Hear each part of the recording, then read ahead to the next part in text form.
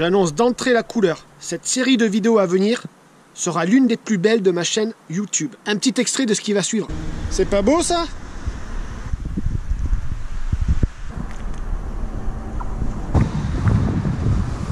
Mais vous voyez comme quoi on peut faire des fois de bonnes découvertes. Et là pareil, regardez, tous les panneaux qu'il y a à récupérer.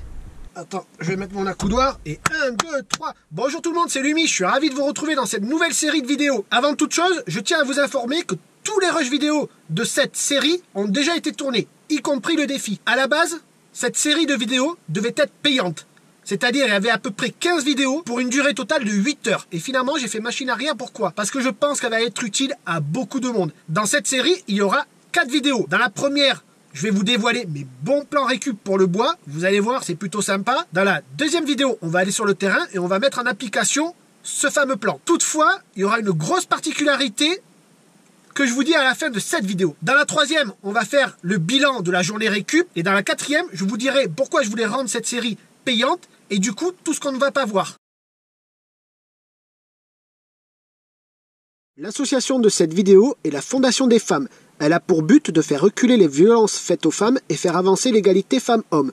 Je vous mets tous les liens en description vidéo et en commentaire épinglé. Un jour, en commentaire sur ma chaîne, j'ai eu une super discussion avec Fabrice. Fabrice, en fait, c'est un amoureux du bois, c'est un menuisier amateur. Et il en est venu sur ma chaîne tout simplement parce que son beau-frère Jonathan est maçon coffreur brancheur. Ils ont eu une discussion assez animée, il m'a dit, parce que son beau-frère lui a dit « Nous, en maçonnerie, on consomme beaucoup plus de bois que vous les menuisiers. » Alors du coup, il est venu me poser la question. Eh bien écoutez, moi je vais confirmer. Admettons, je vais vous poser une question. Vous devez faire un top 3 des secteurs du bâtiment qui consomment le plus de bois. Eh bien mon top 3 à moi, ça va être la charpente en premier, la maçonnerie et la menuiserie. Pour les boiseux qui me regardent, ils vont se dire, mais il hallucine complètement. Qu'est-ce que tu utilises du bois en maçonnerie?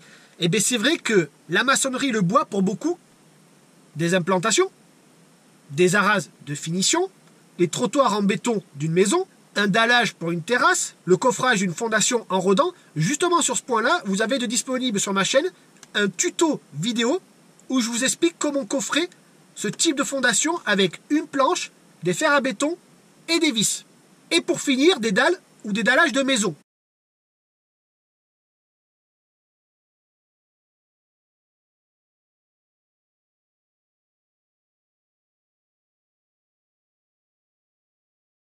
Je vous conseille d'aller sur un moteur de recherche et vous tapez coffrage bois complexe maçonnerie. Et vous allez voir les images. Pour vous donner une idée, il y a carrément des entreprises qui font uniquement du coffrage bois pour des entreprises de maçonnerie. Ça, c'est un secteur qui est très méconnu, la maçonnerie, mais dites-vous bien que consommation de bois, le maçon, il en passe pas mal. Je rajouterai à cela que le coffrage bois, c'est tout un art. Comment j'en suis arrivé à faire de la récup de bois en grosse quantité? Après de nombreuses années à traîner sur le chantier, vient un moment où on se dit, pourquoi je ne me mettrais pas à mon compte, je tenterais pas cette aventure, tiens. On en vient à établir ce qu'on appelle un business plan, c'est-à-dire combien ça va nous coûter d'acheter tout l'outillage, de s'installer en gros. Et donc j'établis mon business plan, je me dis, putain, il me faut tant de bois, tant de panneaux de coffrage. Et là, j'ai été scotché. Je suis arrivé à un prix, mais j'ai pris une claque dans la gueule, mais un truc. Et là, vous savez, j'étais comme ça, putain, un peu dépité, je me dis, mais attends, mais Lumi, tu vas pas foutre autant de pognon dans du bois. On n'est pas en menuiserie où un menuisier va vous réaliser un bel ouvrage. Pareil en charpente où un charpentier va faire un bel ouvrage. Nous, le bois, on en a besoin pour coffrer des moules, pour y couler du béton armé dedans, pour faire des ouvertures dans des murs. Mais putain, on n'a pas besoin.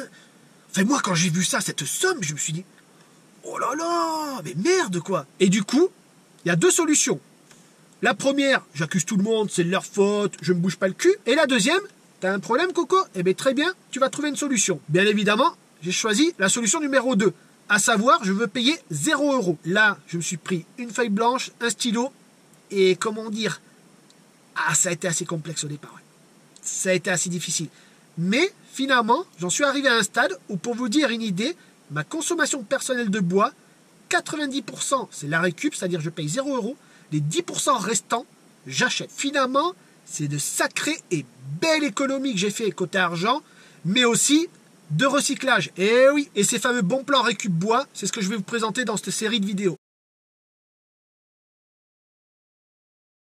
Donc vous procurez une carte de votre ville et à partir de votre domicile ici que j'ai représenté par une croix, vous allez tracer un cercle.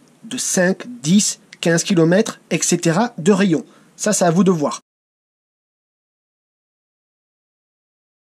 Et ce fameux cercle représente ce que j'appelle la zone de prospection. Et dans cette zone, je vais vous indiquer 8 points à prospecter. On vient de voir la zone de prospection. Maintenant, quel type de bois récupérer? Eh bien, j'ai envie de vous dire ce qui vous plaît, ce qui vous convient, ce que vous avez besoin. Et pour les coffrages de maçonnerie, tout type de bois. Des lithos, des panneaux, de l'OSB, ce que vous voulez. Maintenant, je vous propose de découvrir ces 8 points de prospection. Les vendeurs de 2 ou 4 roues, tout ce qui est scooter, quad, le gros avantage de ce point de prospection, c'est que déjà, il y a de belles sections de bois à récupérer, notamment beaucoup de chevrons, des panneaux, et surtout, c'est peu connu. Moi, par exemple, dans mon secteur, dans certains magasins où je vais, je suis le seul à leur récupérer du bois. Et ça, c'est pas mal. Un grand classique, les déchetteries publiques et privées. Le gros avantage, c'est qu'on trouve de tout. Et dans les déchetteries privées, vu qu'il y a un volume qui est beaucoup plus important que dans une déchetterie publique, là, franchement, ça peut devenir une grosse caverne d'Alibaba. Il y a de gros inconvénients. Maintenant, la plupart des déchetteries, à titre d'exemple chez moi, les déchetteries publiques, elles sont toutes surveillées. Il y a des caméras de surveillance. Maintenant, il y a des consignes très strictes. À savoir, tout ce qui est dans une benne, on n'a pas à récupérer. Pour les déchetteries privées, le souci, c'est pour les particuliers. Je vais chez eux, je suis client, je vois du bois qui m'intéresse, je cause avec un responsable, vas-y, récupère-le, il n'y a pas de souci. En revanche, un particulier, pour accéder à une déchetterie privée s'il n'est pas client, c'est beaucoup plus difficile. Les magasins consacrés à tout ce qui est motoculture. Je mets à part tout ce qui est magasin agricole. Pourquoi? Parce que bien souvent, les agriculteurs ont déjà ce plan-là. C'est-à-dire, ils récupèrent tout le bois. Et c'est tant mieux pour eux, et ils ont bien raison. L'avantage de ces magasins, c'est que souvent les conditionnements de leurs machines sont faits avec des planches de 20 à 27 mm, des demi-chevrons, des chevrons et des panneaux. De plus, là aussi, c'est un point de prospection qui est peu connu. Donc, on peut faire de très très belles récup.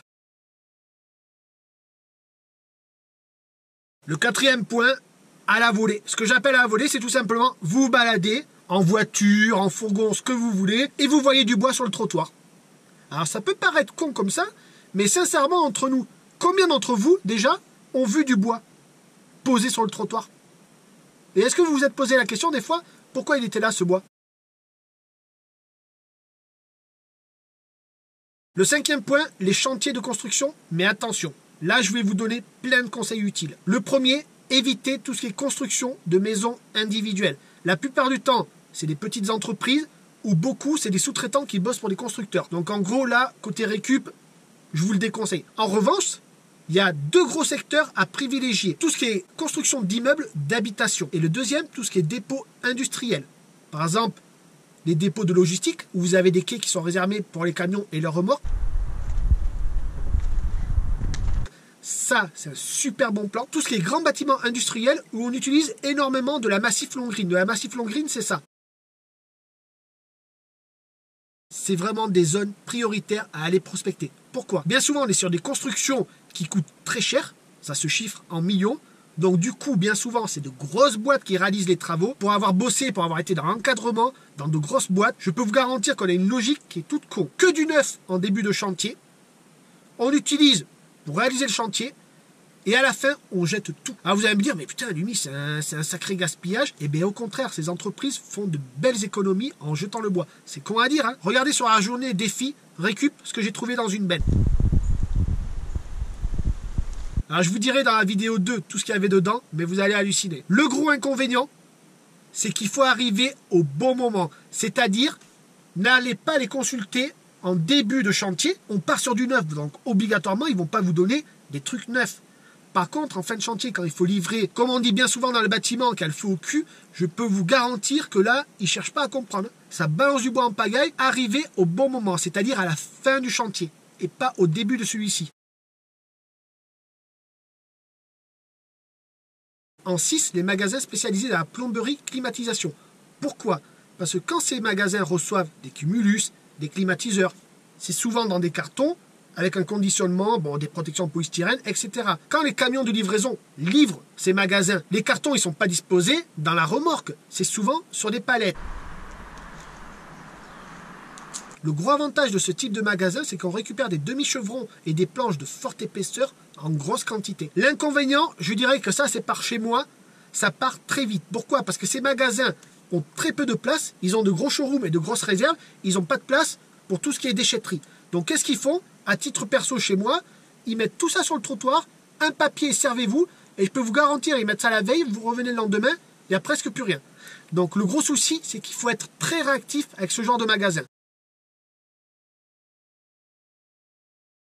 7e lieu, les concessionnaires, vendeurs, réparateurs de poids lourds. Alors là, c'est une de mes poules aux œufs d'or. L'avantage ou les avantages, c'est très simple, on récupère de tout en grosse quantité.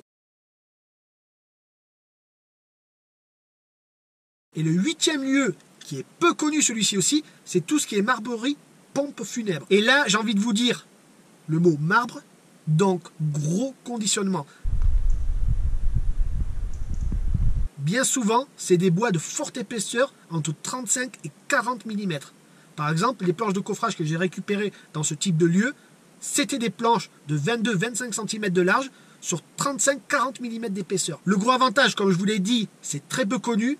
Il y a de grosses récup à faire. Des inconvénients, la rareté. C'est du 50-50. Les conditionnements de ce type de magasin sont tellement chers qu'ils font en sorte de pouvoir les réutiliser.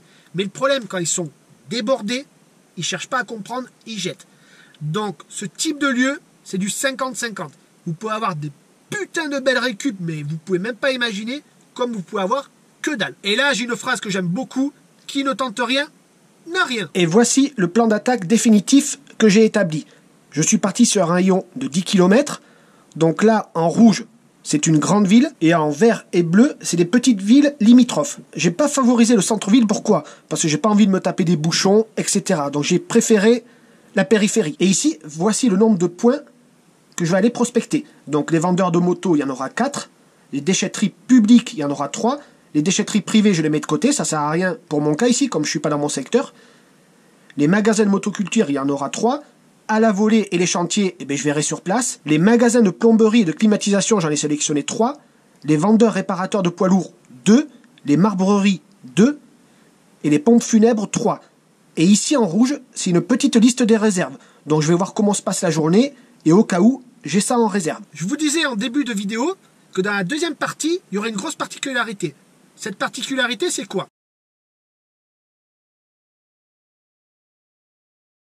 J'ai établi un plan avec de bons lieux de récup. Et qu'est-ce que je vais faire? Je vais me lancer un défi.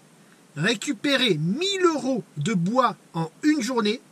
Mais attention, dans mon secteur, je connais par cœur, je peux vous garantir, je le réussis. Pas la prétention, c'est bien une réalité. Et de plus, je vois pas l'intérêt de faire ce type de vidéo, à part en mettre plein la vue. Eh, vous avez vu, j'ai récupéré 1000 € de bois, je suis un chef. Non, non, non, non. Moi, ce que j'aime, c'est le défi. C'est le challenge. C'est ça ma vie. Si tu dois résumer ma vie, c'est ça, c'est le challenge. La particularité est toute simple, je ne vais pas aller prospecter dans ma zone que je connais par cœur, mais je vais aller à 200 km de chez moi.